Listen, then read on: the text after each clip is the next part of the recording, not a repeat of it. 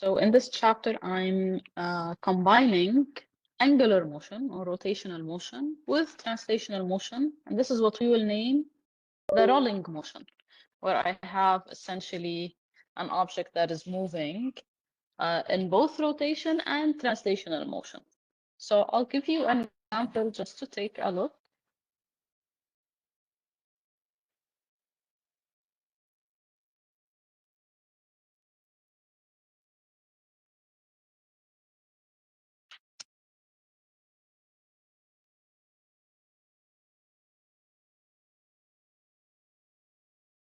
Okay, so you can see here, I have both rotation and a change in position, right? So I have a combination of both, and we're gonna be checking these two scenarios and checking how we can study the kinematics in these situations. And you will actually realize with everything we've taken so far, things are gonna actually look a bit easy, mathematically speaking. That's why I actually started this chapter immediately with examples. So I'm gonna immediately solve a problem. I'll consider two scenarios. And like I said, in this kind of motion, I'm gonna be combining translation and rotation. This is the rolling motion. I'll check the translational part and I'll combine that to the rotational part. What do we mean by that? I'm gonna look at the problem and consider the translational part as if my object is a single point. So here, my first example is I have this uniform body that is a disk actually, and it's rotating downwards, all right? So it's rolling down the incline. I'm gonna consider the translational part. It's as if the disk is a single point sliding down the incline, okay? And this is what we've seen in chapter 4. So disk is a point moving in linear motion down the incline.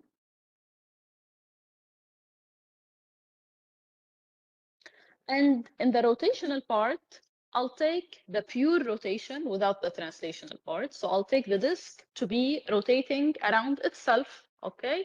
So for the rotation, this is rotate about this. So I want you to take a minute and write down the equations that correspond to that. So put a sheet of paper and study a rotation about its own axis. So put what equation do you think we should use here?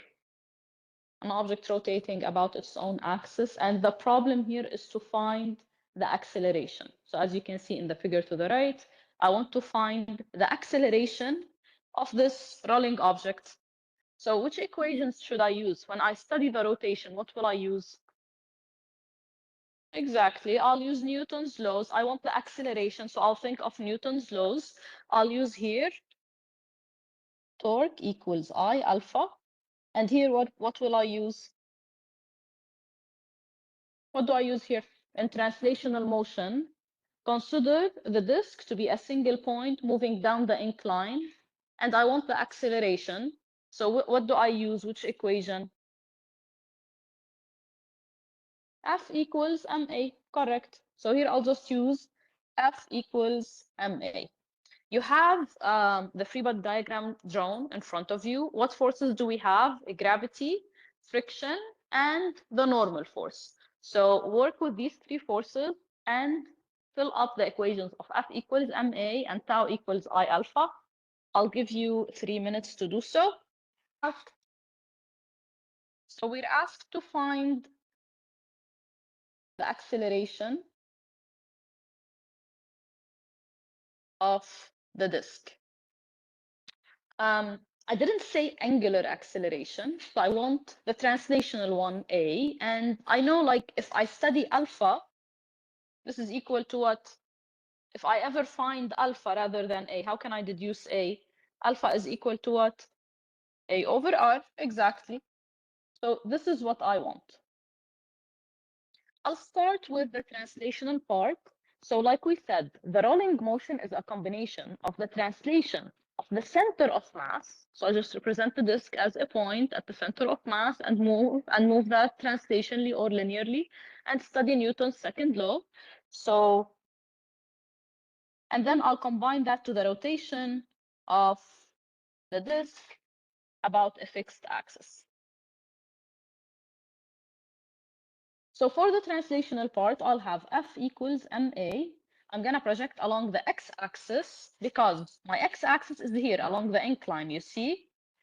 And the acceleration is along this axis. So it's better to study along the x direction. Along x, what do I have? I'll redraw the free body diagram with a point so that things are more clear. This is the friction, this is the normal, and this is the weight force, right? And I have here an angle theta. I'm gonna just leave things in terms of the angles. I will not really substitute any numerical values. So I'll take, what's the direction of the acceleration? Is it up or down the incline? What's the direction of acceleration? Is it up or down the incline? Yeah, the disk is rolling down the incline, so the acceleration is downward. It's good to draw it as well. I'll take the, well, in my figure, we take the upward to be positive according to the figure I'm given here. I can stick to that, or I can use the other direction. You get the same answer. I'll keep this to be the positive x-axis. It's fine. So what forces do I have along the x-axis? This is the y-axis, right? Along the x-axis, I have positive friction and negative Wx, the x component of the weight, which is drawn over here. This is the x component. The normal will not have an x component, right? And x is 0. Wx is minus W sine theta, where theta is the angle of the incline, and Fx is plus F. This is the friction. And I'm going to have so I'm not going to have any nx here, it's 0, and the acceleration is downward, so I'll put a negative sign for that. Ax is minus a. I chose the upward incline to be positive x-axis. All right, what else? I'll substitute the friction by mu s times n minus wx equal to minus ma. I'm going to now substitute n by studying the vertical direction. Fy equals may. Now ay is 0, and along the x-axis, the y-axis, I have n minus w cosine theta. So the normal is w cosine theta. Do you agree? I'll substitute this here. I'll get mu s w cosine theta minus w sine theta equals minus ma. Looks good? I'll put another slide so we can have some space. So I have studied the two axes and I ended up with this equation. Let's say I tell you find the acceleration of the disk in terms of theta only. All right, because it will turn out that things will simplify to be in terms of theta only.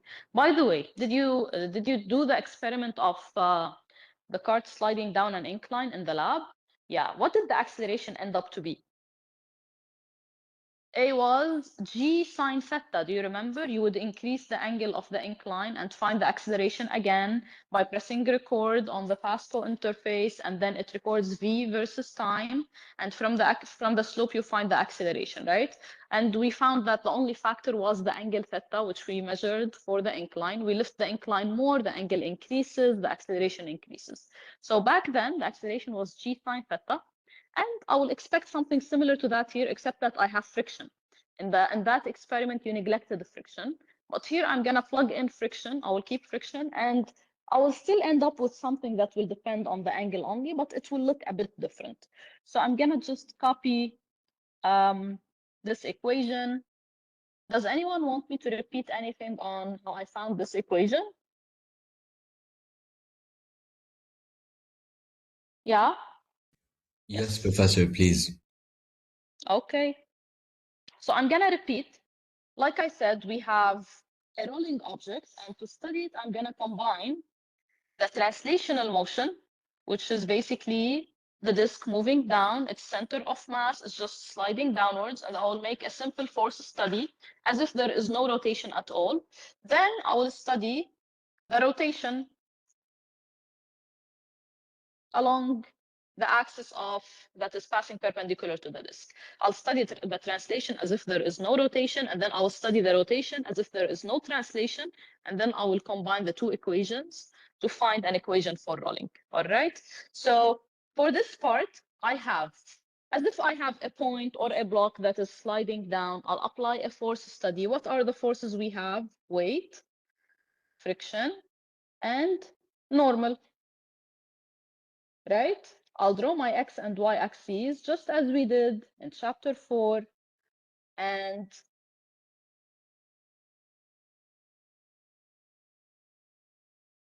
so I drew my x and y axes, and now I'm gonna find the x and y components.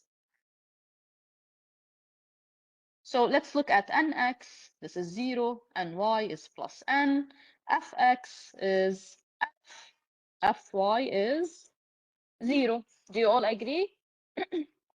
W is the only one with both components. I'm given this angle theta. So if I want to find Wx, I'll need this angle, which is 90 minus theta. So I will write Wx to be minus W cosine of 90 minus theta. Does this make sense?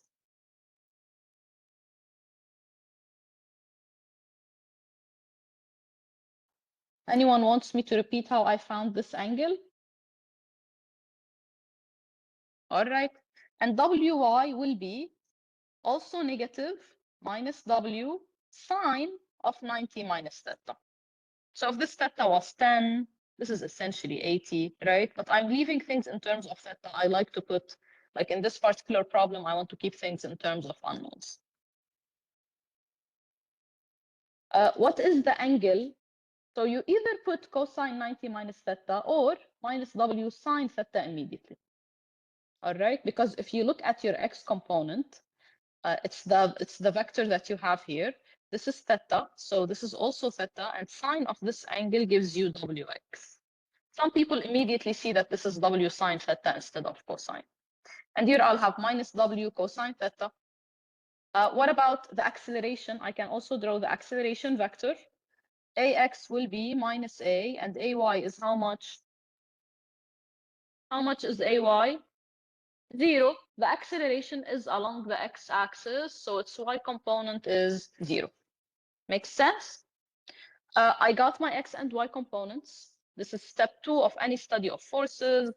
Step 1 was body diagram. And what is step 3?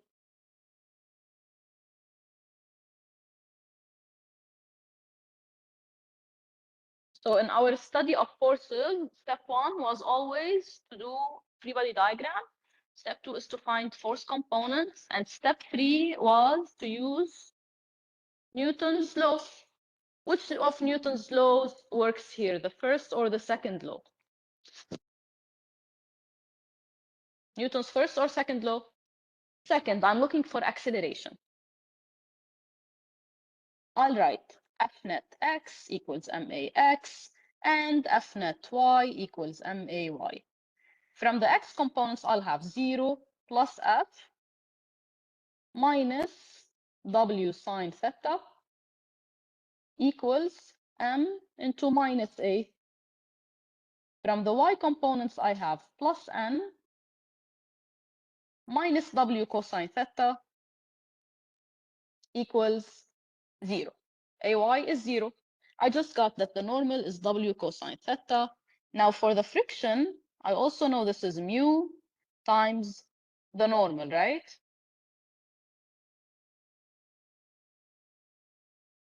I'll substitute the equation of the normal over here. Do you all agree? So this is all still chapter 4. So this, I got it by combining these two. Now I can cancel out the mass. I'll get mu g cosine theta minus g sine theta equals minus a. I canceled the mass from everywhere. Makes sense? So my equation for the acceleration looks like this. A equals minus mu g cosine theta. Well, I can take g as a common. I'll do that as a second step. I'll just multiply by the minus sign for now. This is my equation for the acceleration. You can take g as a common. Looks good. Now let's see what happens if I study the rotational part. So I'm gonna study the rotation now, where I'm considering this disk rotating about its own axis.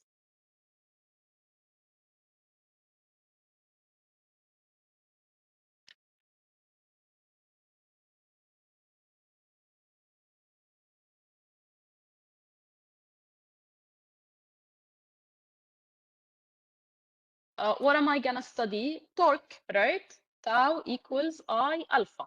You all agree? Okay. What are the forces I have? Same forces, weight, normal, and the friction. So I'm gonna just draw these forces. If you draw the disk on the incline, you can see the forces clearly. I have the friction, and I have the normal, and I have the weight. Now here, I don't represent the disk as a point because the torque depends on the distance to the axis of rotation, which is at the center of the disk.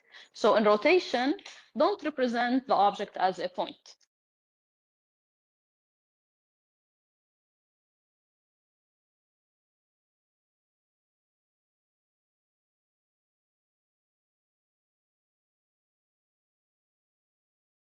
Yes.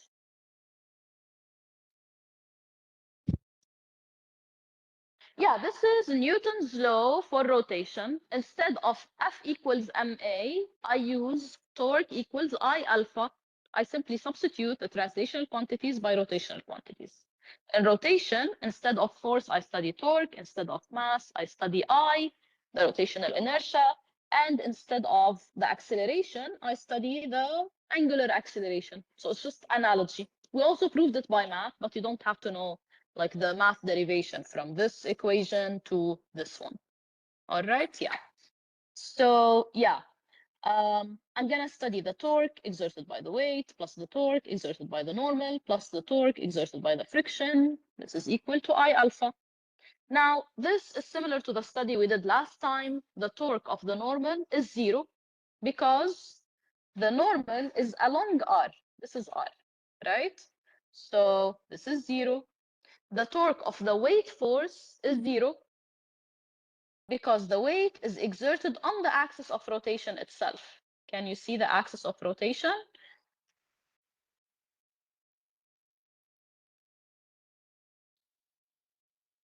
This is similar to when I'm trying to rotate the door by making a force at the hinges. It's gonna be impossible to make a rotation. Whereas if you make the force somewhere at the edge, you can make an easy rotation, right?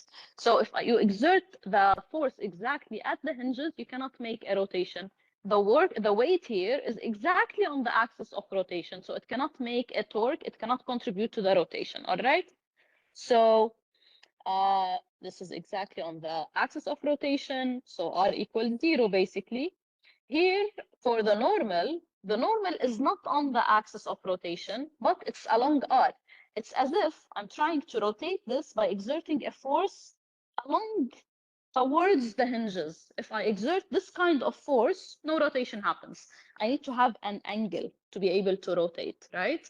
So the normal here is along R, so the angle between them is 0, sine theta is 0, there is no torque.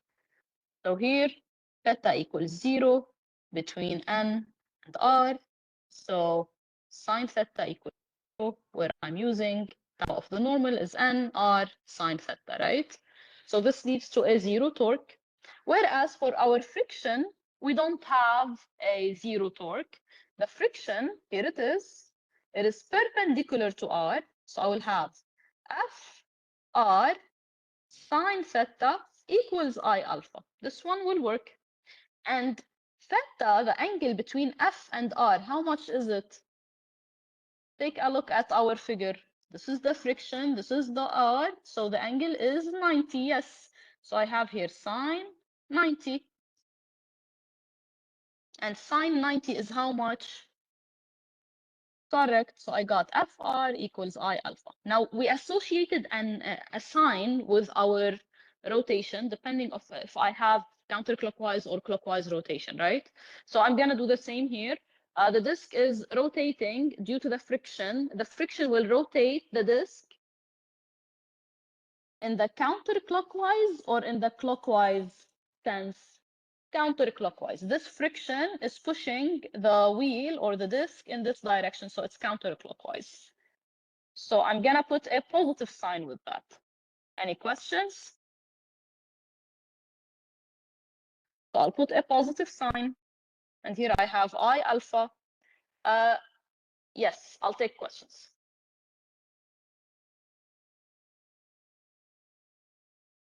The weight force? Yeah. Look at the weight force. Where does it start? At the center, right? At the center of mass. The weight force usually starts at the center of mass for any object. We draw it at the center. Now, where is my axis of rotation? Isn't it also at the center? It's as if you're trying to rotate something by making a force on the axis itself. I try to rotate this. This is a rotational motion. If I let it go, it will continue into a full circle, right? So this is a rotational motion. Now, to make this rotation, I exerted a force. There are two cases where my force will not make a rotation. One, when my force is along R. R is the distance to the axis. Where is my axis? It's the hinges here. Where is the distance to the axis? It's between my force and the axis. This is the axis. Usually the axis, I label it with this arrow. In any figure, بس شوفوا a line with a circular arrow. This is our axis of rotation. Where is R? It's the distance between my force and the axis. I exert my force here or here. So I'm applying my force here. Here's my force. Where is R? The distance between the force, point of application where I'm applying the force, and the axis. This is R. I exert my force, I can rotate. Now there are two cases where my force will not make a rotation. These are the cases where my force is along R. I push like this, it doesn't rotate. Tilt just a little bit, don't make your force along R, you can rotate. Namely, the easiest rotation is when my force is perpendicular to R. I try to rotate with a force that is tilted. It takes me more force to make the same rotation. Why? Because sine theta is losing, it's less than 1, it's making less torque. Perpendicular, easiest. Tilted, harder. Parallel or along R, I cannot make any rotation. Okay? This is the case of which force here? Which force is along R? It's the normal. Okay? The weight, it's not along R. شوفوا R, I drew for you the weight and R. They are not along each other, but the weight is the second case where a force cannot make a rotation. It's when my force is on the axis itself. Can I make a rotation when I make my force here? No. I make my force here, I can make a rotation. Just a little bit of distance between the axis and the force allows for a rotation. But when the force is directly on the axis, you cannot make a rotation because R is 0 and tau is Fr sine theta. If R is 0, tau is 0. If sine theta is 0, tau is 0. Sine theta is 0 when F is parallel to R. This is the case where my force is along R. I cannot make a rotation. Tilt your force just a little bit, you can make a rotation. Easiest rotation is when your force is perpendicular to R. This is R, this is the force. They are perpendicular, easiest rotation. Makes sense? Okay. Makes sense? All right. So I ended up with this formula. Is there something else I can do with this formula? True. True. What else can I do with this formula? Replace alpha with A over R because I want A. There are also two more things I can replace. I'll keep this a small r to be consistent. Yeah, what about the friction? Exactly. I can write the friction as mu times n. Let's go to a new slide.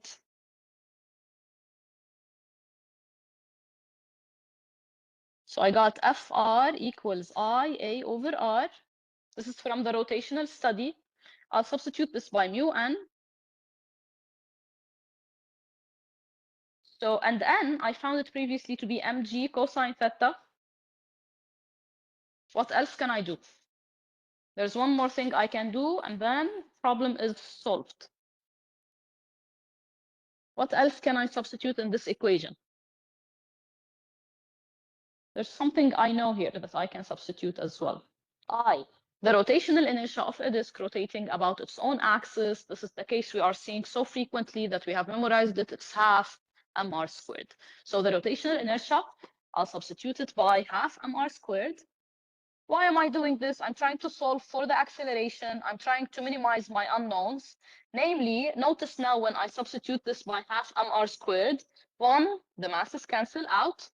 Remember, I'm asked to find the acceleration in terms of theta only. So far, my equation was, the equation I got from translational study was this. I'll copy it to keep it with us. Well, actually, it's more like this one, all right? But it's the same thing, just a bit rearranged.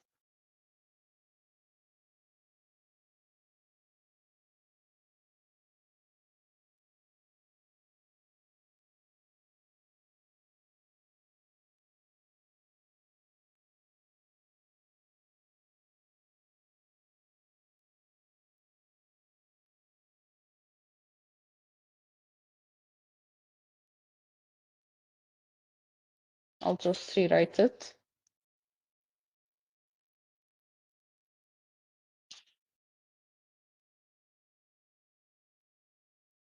So I got A is minus G, okay, plus G, mu cosine theta minus sin theta. This is what I got from the translational study. And this is what I got from rotation. Makes sense? So I canceled the masses. Something also will cancel out. What's that? The radius. R squared here cancels with this R, and R here cancels with this R. Can you see it? I ended up with this equation.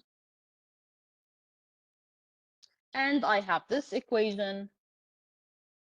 I will substitute, I will solve for here. I'll get 1 over 2g cosine theta A, and I will substitute it here. I will find, what will I find? In terms of what? Only the angle, actually.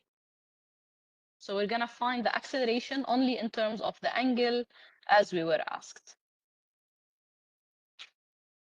So I'm trying to study a rolling motion. The rolling motion is a combination of translation and rotation. I studied the translational part and got that equation up at the right corner.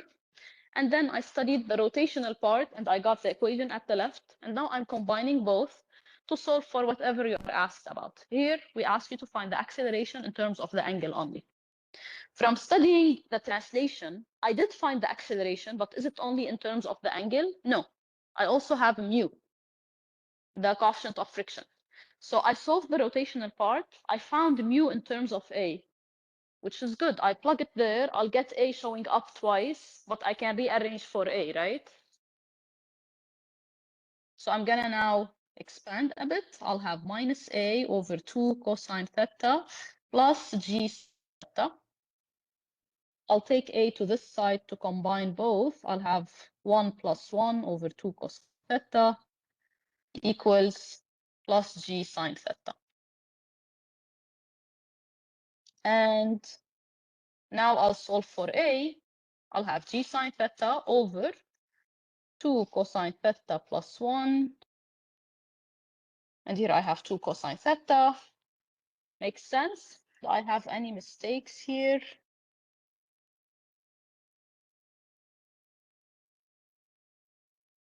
Two g sine theta cosine theta over 2 cosine theta plus 1.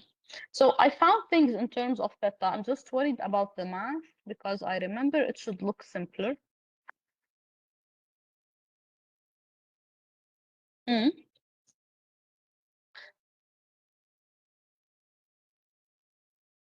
If there are two cosines, they should cancel out. Let's take a look at it. I'll see what happened here. Okay.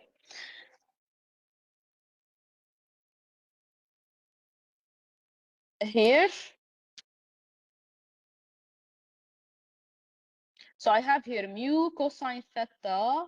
Yes. So I substituted the mu and I forgot that I have cosine theta here. You're right. Yes. Okay. I'll repeat the calculation. So now cosine theta and cosine theta cancel out. This goes away. Perfect. And then I'll have here on this side plus 1 over 2. Okay, looks much nicer, yeah. So yes, I forgot to plug the cosine theta from this term over here. Mu is all of this. I put it here. And here I have mu cosine theta, so I put the cosine theta here as well. Does anyone want me to repeat? So I'm combining the two equations. I got g sine theta over 1 plus half. What is 1 plus half? 3 over 2. So I got 2 over 3 g sine theta. G is a constant, it's 9.8, and I found the acceleration in terms of the angle only. Any questions? Is this hard? So this is how we basically study rolling motion. You would be given the shape of the object, so you know the rotational inertia. You study the pure rotation and then the pure translation and combine the two equations in order to get a solution for whatever you are asked about. I'll solve one more scenario. So here I have a yo-yo, which is also an example of a rolling motion. By the way, I want to give a small comment on what we were studying here. So just a second, if I had no friction here, what will change in the problem if the surface was frictionless? Let's look at the torque study, tau equals I alpha, which I studied in the next slides. Exactly. So remember our study of the torque. This was the torque equation. These canceled out. Only the friction gave me a torque, right? If there is no friction, there will be no torque and thus no rotation. So the disc is gonna just slide without any rotation. And that's what happens in cars when they are on very slippery roads. Because at the end of the day, it's the friction that is generating the rotational part of the motion. Okay? You had a question? Yes.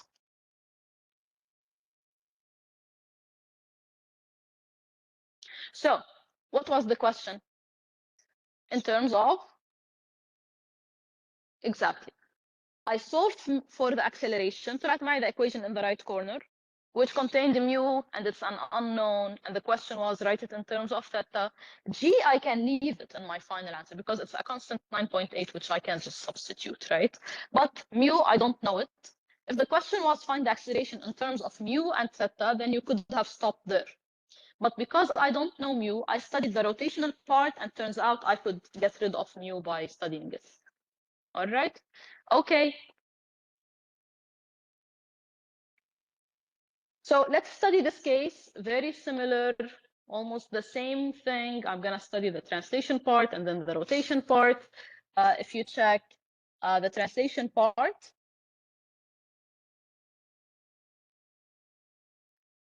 I have the yo-yo. I will represent it as a point. What are the forces acting on it? Downward weight, upward tension, or can I say T equals W? Huh? No. Why? There's an acceleration. Excellent. So here, this yo-yo is moving downward with an acceleration. So I cannot say T equals W. In fact, I will say T minus W equals minus MA. All right? I'll end up with T equals to mg minus MA. Now, if I study the rotation part, again, this is a disk rotating about the center. And what are the forces we have here? Let's look at our forces. The forces here are drawn with the disk not represented as a point. You can see that the torque of the weight is 0. Why? Since W is exerted on the axis of rotation. So R equals 0, right? Whereas the torque of the tension is equal to T Professor? times the radius. Yes, Jamal. Acceleration حطيتيها like you put it downwards إنه you chose it to be downwards and you put it as negative. Well, we Okay, can I have choose a it yo-yo. The yo-yo usually falls down. I've never seen it going up. and when it bounces back. Right? Ah, yeah, it does Okay. bounce back up. Let's consider the downward motion then. Okay. By Thank the you. way, one way you can tell is from the sense of rotation, which you can see here. When Yes, it's when going it's down. rolling back up, it will be going clockwise in my case. Yeah. Okay, thank you. All right. So I have here T times R times sine theta. This is the tension force, and this is R. What's the angle between them? What's the angle between the tension and R here? 90. So I'll put TR sine 90. And now I will say tau net equals I alpha. So TR equals, and this is, so the tension is making a counterclockwise motion. So I'll put a positive sign to it. Since T rotates counterclockwise. I is half mr squared, and alpha is a over r as before. Notice how r goes with this, and this goes with this. I end up with T equal to half ma. What's the question? Similar to before, find the acceleration. All right. So I found the tension for the rotation study, and I found it for the translation study. I'll combine. Do you all agree?